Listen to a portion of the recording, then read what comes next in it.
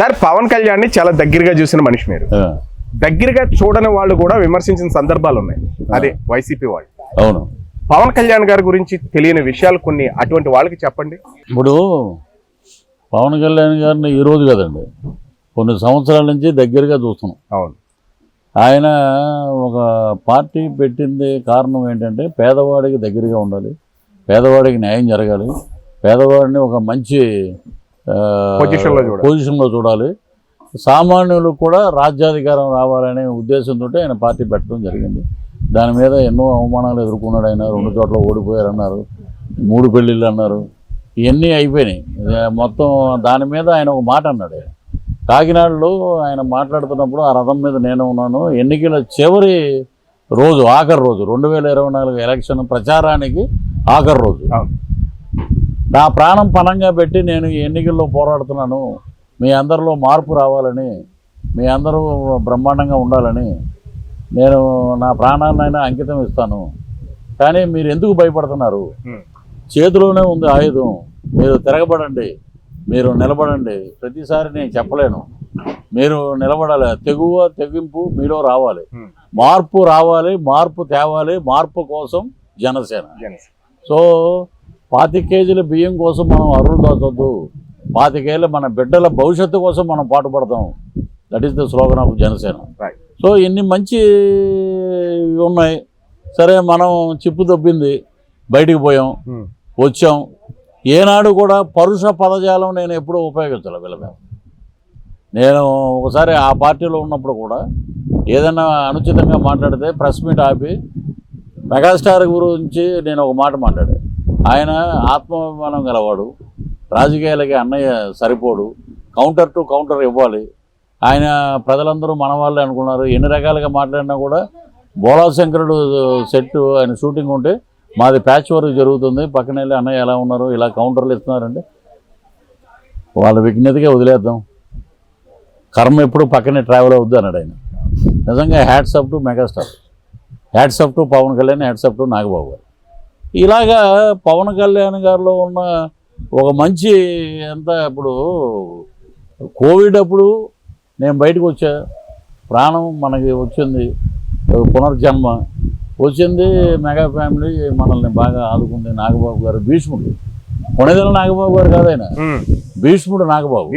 అదేంటి కొత్త పేరు మీరు పెట్టారు? అంటే భీష్ముడు అంటే ఎన్నో అవమానాలు, ఎన్నో ఆటుపోట్లు, ఎన్నో ఉపద్రవాలు ఎదుర్కొని అన్నయ్య కోసం, తమ్ముడి కోసం నిలబడి ఎన్నో అవమానకరమైన పరిస్థితులు ఎదుర్కొన్న ఏకైక వ్యక్తి. ఈరోజు చాలామంది పక్కన ఉండి డప్పాలు ఏదేదో మాట్లాడతారు, నాగబాబు గారి గురించి ఏదేదో మాట్లాడతారు, అవాకు చవాకులు మాట్లాడే విధవుల గురించి మనం మాట్లాడవలసిన అవసరమే లేదు. వారు ఏంటంటే ఎడ్యుకేటెడ్గా ఒక మంచి ఫ్యామిలీ నుంచి వచ్చి కొణిదెల వెంకట్రావు గారి పేరుని ప్రపంచ తారాపదంలోకి తీసుకెళ్ళిన ఏకైక వ్యక్తి మెగా ఫ్యామిలీ నుంచి మెగాస్టార్ చిరంజీవి గారు.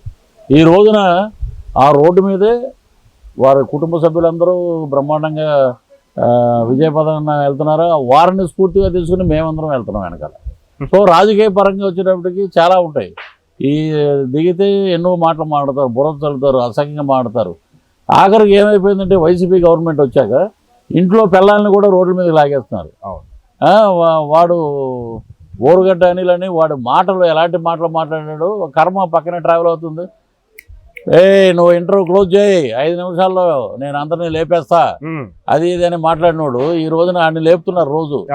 రోజు వాడిని బాగా ఐస్ గడ్డలు పెట్టి ఇంతంత లాఠీలు ఉంటాయంట, తయారు చేస్తారట పోలీసులు. అవి దింపుతున్నప్పుడంతా వాడికి ఇవన్నీ గుర్తొస్తుంటాయి. మనం ఎందుకు మాట్లాడారా, ఎందుకని ఇవన్నీ దింపుతారా బాబు అని చెప్పి చాలామంది రియలైజ్ అయిపోతున్నారు, రాజీనామాలు చేస్తున్నారు. మళ్ళీ మనకి ఐస్ గడ్డ మనకెందుకు, తయారుగా రెడీగా ఉన్నాయి, మనకెందుకులే అని చెప్పి మాట్లాడుతున్నారు. కొంతమంది అవాకు చవాకులు మాట్లాడుతున్నారు. ఒక అద్భుతమైన విషయం ఏంటంటే ఒక 70-75 ఏళ్ళు మన అలంపురం, పత్తిపాడు, తణుకు, అలాగే Kakinada rural, west Godavari, east Godavari, అటు ఒంగోలు, కృష్ణా, గుంటూరు, నెల్లూరు, ప్రకాశం, ఆఖరికి కడపలో కూడా, పులివెందుల్లో కూడా నీకు మెజారిటీ ఎందుకు తగ్గింది? రమ్మ రమ్మ రమ్మ రమ్మ అన్నావు. ఏది ఏంద్రా నీ రమ్మ రమ్మ, నీ గోళ, నువ్వు బటన్లు, నువ్వు నెత్తిమీద చేతులెట్టి మొత్తం నాశనం చేసే వ్యవస్థల్ని చూశారు ప్రజలు. ఆఖరి నీ నియోజకవర్గంలో కూడా నీకు అంత గతంలో వచ్చిన మెజారిటీ ఏది? ప్రజల్లో మార్పు వచ్చిందండి. ఈ మార్పు కోసం జనసేన ఎదురు చూసింది.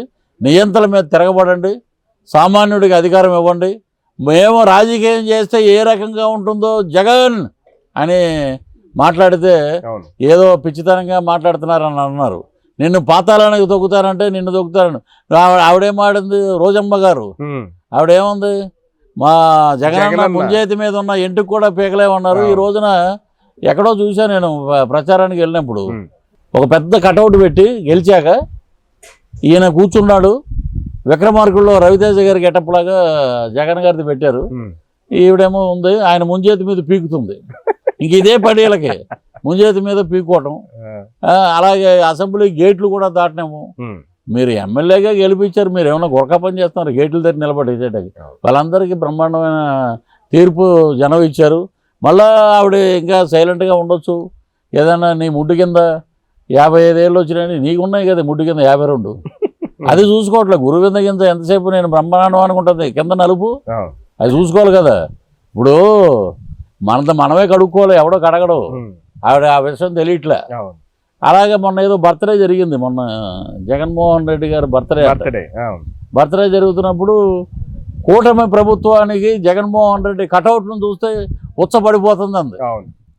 నీకు పడిపోతుంది అనేది చెప్పకుండా జనాల మీద తొయ్యబాకు. కూటమి ప్రభుత్వం నువ్వు ఎలాగా జగన్ కటౌట్ చేసి ఉచ్చలు పడిపోతున్నాయి, ఇంకోటి పడిపోతున్నాయి, ఎవరు లేరు, ప్రజలందరూ బ్రహ్మాండంగా ఉన్నారు, ప్రజలు ఎవరు పనులు చేసుకుంటారు, రామరాజ్యంలాగా ఉంది, మళ్ళీ పంటలు వస్తున్నాయి, సంక్రాంతి కొత్త సంవత్సరం వస్తుంది, దరిద్రాలన్నీ పోయినాయి, అయ్యా మేము బాగున్నాం, బ్రహ్మాండంగా ఉన్నాం, మాకు పనిచేసే నాయకులు దొరికారు.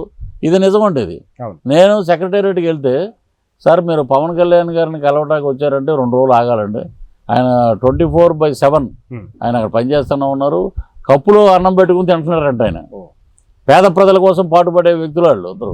ఏదో నీ నోటికి వచ్చినట్టు నువ్వు ఏదో మాట్లాడితే నీకు అహంకారం, బలుపు, డబ్బు ఉందన్న మదం ఇవన్నీ ఉన్నాయి. త్వరలోనే వీళ్ళందరికీ జంతాక్క జరుగుతాయి. మీకు జంతాక్క జతాతేత అనే రవితేజ సినిమాలో ఉంది. అలాగా ఈ పండగ అయిపోయాక ఫోన్ లేదో పాపం సంక్రాంతి చేసుకుంటారని వదిలేసింది ప్రభుత్వం. తర్వాత ఉంటుంది వీళ్ళకి భజానా. మీరు ఈ మధ్య యాక్టర్గా కాకుండా ఒక కవిగా కవిత్వాలు రాస్తున్నారట. అద్భుతమైన జగనన్న కటౌట్ చూసి కూటమి ప్రభుత్వానికి ఉచ్చబడిపోతుందంటే నాకు ఇమీడియట్గా ఒకటి గుర్తొచ్చింది. కూటమి ఈయన కటౌట్ చూసి పడిపోతుందా?